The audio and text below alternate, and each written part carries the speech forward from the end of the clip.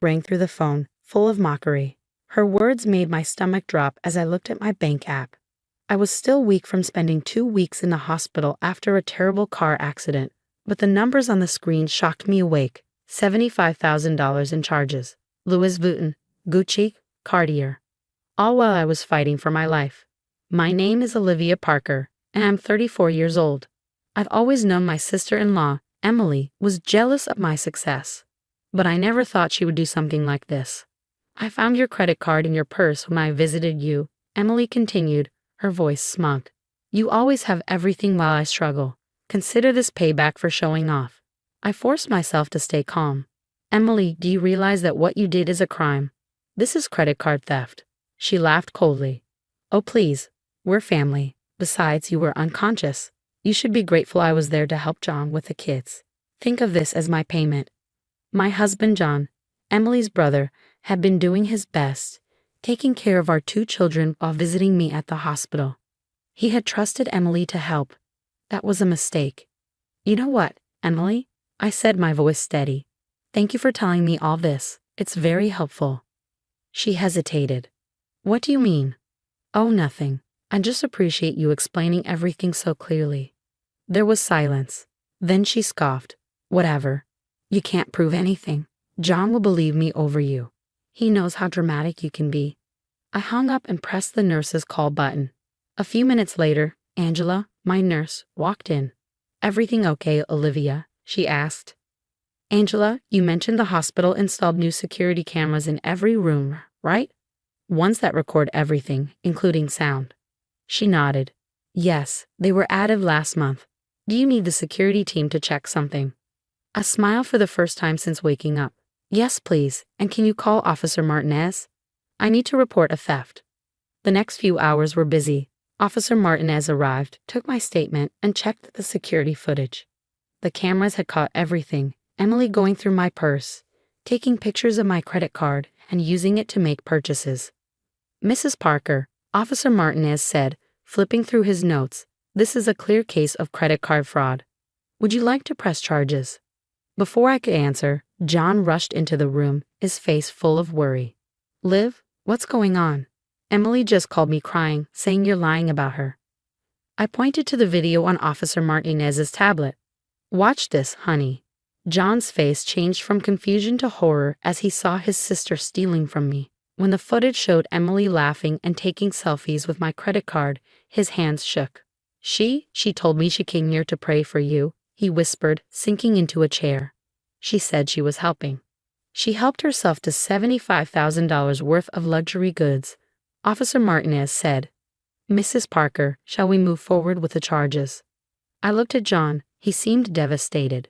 Then he nodded and squeezed my hand. Do it. Emily needs to learn that family doesn't steal from family. As Officer Martinez left, my phone rang. Emily again. This time, John answered and put it on speaker. John, thank God.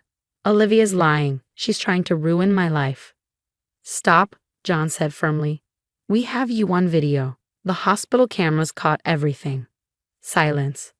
I can explain, she stammered. I was going to pay it back. I just needed. Save it for the police, John cut in. They're on their way to your house now. He ended the call.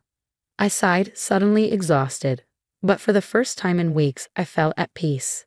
Emily had used my hospitalization as a chance to take what she thought she deserved. Instead, she had exposed herself. John squeezed my hand. I'm so sorry. I shouldn't have trusted her. It's not your fault, I whispered. But she's about to learn that stealing from family has consequences. Karma always comes back around. The next few days in the hospital were busy. Officer Martinez came back with an update while I focused on recovering. Emily had been arrested at her apartment, surrounded by shopping bags with price tags still on them. You should have seen her face when they put on the handcuffs, he said. She kept saying it was all a misunderstanding.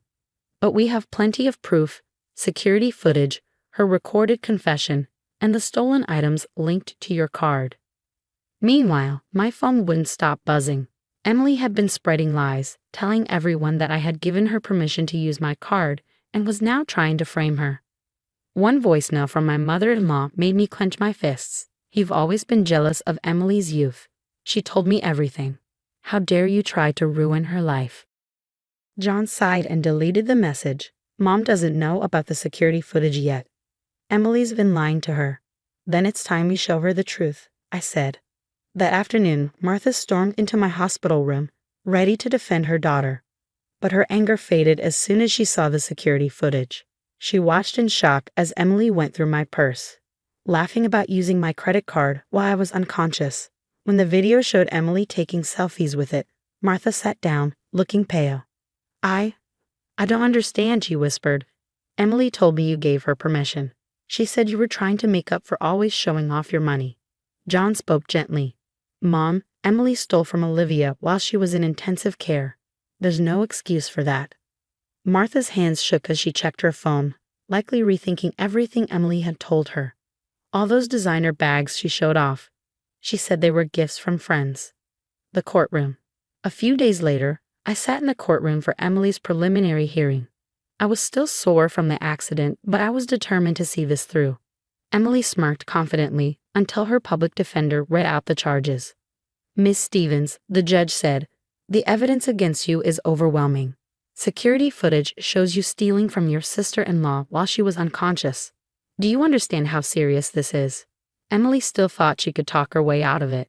Your Honor, this is just a misunderstanding. Olivia and I had an arrangement. She's always showing off her money, and she offered me the card to make things right between us. The judge's face hardened.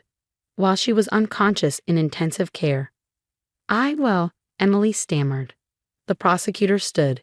Your Honor, we have clear video evidence of the defendant entering Mrs. Parker's hospital room multiple times, searching through her belongings, and taking photos of her credit card. We also have a recorded phone call where she admits to the theft and mocks the victim's condition. For the first time, Emily looked scared. She glanced at John, but he didn't return her gaze. His expression was cold. His own sister had betrayed him. The judge sighed. Given how planned and deliberate your actions were, I'm rejecting the plea deal. We'll proceed with a full trial. Emily's lawyer quickly asked for a recess to talk to her. Outside the courtroom, we could hear Emily sobbing, finally realizing that she wouldn't get away with it. She had always believed she deserved my money, that family would protect her. But now she was facing real consequences. When the trial resumed, Emily's voice was barely a whisper as she agreed to take the plea deal. The judge set a date for sentencing and she was led away, her designer clothes replaced by an orange jumpsuit. Aftermath. As we left the courthouse, Martha approached us, her eyes red from crying. Olivia, John, I'm so sorry. I should have known Emily was lying. She's always been jealous, but I never thought she'd do this. I looked at her and saw someone who wasn't angry anymore, just heartbroken. We all wanted to believe the best of her, I said. But sometimes, the hardest truth is realizing that someone we love isn't who we thought they were. 3 months later, I sat in a courtroom for Emily's sentencing. The prosecutor explained how she had planned this for months. Her internet history even showed searches about credit card theft and hospital security weeks before my accident. Your Honor, the prosecutor said, while Mrs. Parker was fighting for her life, the defendant, her own sister-in-law, took advantage of her condition for personal gain. The crime was planned, and the defendant only showed remorse when she was caught. We asked for the maximum sentence under the plea deal.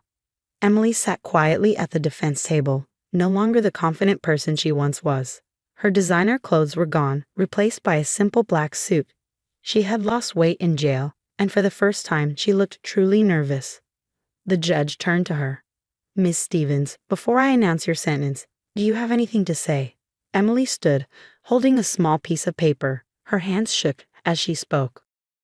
I want to apologize, she said, voice trembling. I was jealous. Watching Olivia have everything I wanted ate away at me. When I saw her credit card, something in me snapped.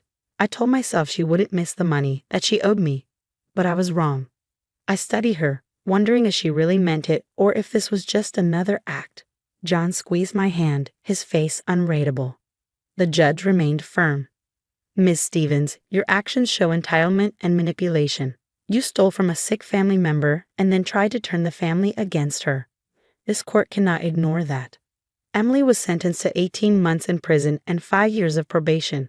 She had to repay everything she stole plus fines. Her luxury items would be sold to help cover the debt. As the bailiff led her away, she looked back at us. The smugness was gone. Maybe she finally understood what she had lost. Moving forward. Outside the courthouse, Martha approached us. "I've been thinking a lot," she said. "I made excuses for Emily's jealousy for years. I should have seen this coming." I nodded. We all wanted to believe family mattered to her. John sighed. "The hardest part is knowing she planned this. She wasn't just taking advantage, she was waiting for an opportunity." Over the next few months, things changed. Emily's stolen items were auctioned off, though they sold for far less than she had paid. Her apartment was emptied, the last traces of her shopping spree catalogued and sold. She sent me letters from prison. At first, they were full of excuses and blame. But as time passed, her tone changed. 6 months into her sentence, she wrote, "I didn't just steal money. I stole trust. I broke our family. The worst part, I can't even blame you anymore. This is all on me." John rarely spoke about Emily, though I knew he was seeing a counselor. Martha joined a support group for parents of incarcerated children, finally facing how she had enabled Emily's behavior. I made a full recovery from my accident, though it took longer for the emotional scars to heal. The hospital even updated their security rules, using my case as a lesson. A year after the sentencing, I got an unexpected call.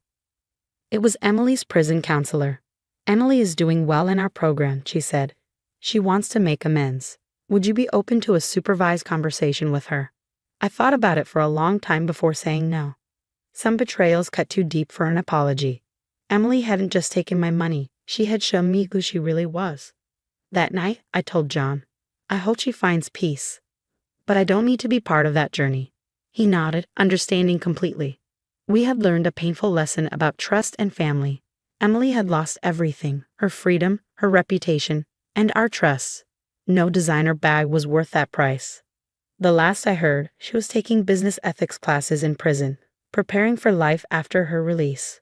Sometimes the most expensive lesson isn't paid with money, but with the people you lose along the way.